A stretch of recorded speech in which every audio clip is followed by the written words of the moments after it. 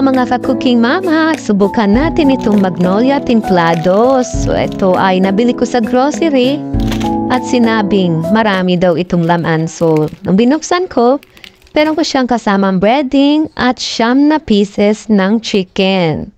Ayan, so binreading ko na at ready to fry na. Ayan, lutuin natin. So ito ay pangalawang salang na, no? Yung una ay nailagay ko na. Ayan, pituhin natin itong remaining portion. So, ayan. So, na-try ko lang to kasi. Galing kami sa church. Wala ng oras magluto na matagalan. So, naisip ko itong chicken na ito, madali lang siyang iluto. So, kasi marinated na siya.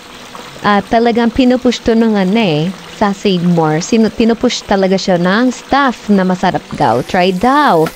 At kino-commercial na raw to sa TV. So ito, para matry, syempre bumili at sinubukang lutuin. So ang kagandahan kasi may breading na siyang kasama.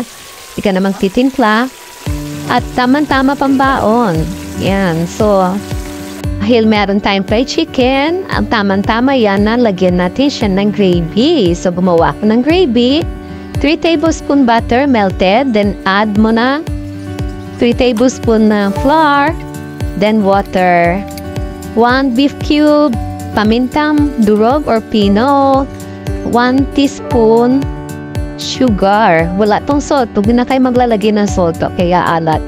So yan, haluin na haluin hanggang sa maating nyo yung gusto nyong consistency. So, ang maganda sa gravy, medyo may kalaputan to ha. Hindi maganda yung malabnaw. So, yan, pagka masobrahan naman, you can add naman water para lang makita niyo yung perfect consistency. Yan. So, yan na.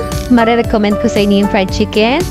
Lasa siyang pang-fast food na yung mga fast food na gusto natin, na kainan.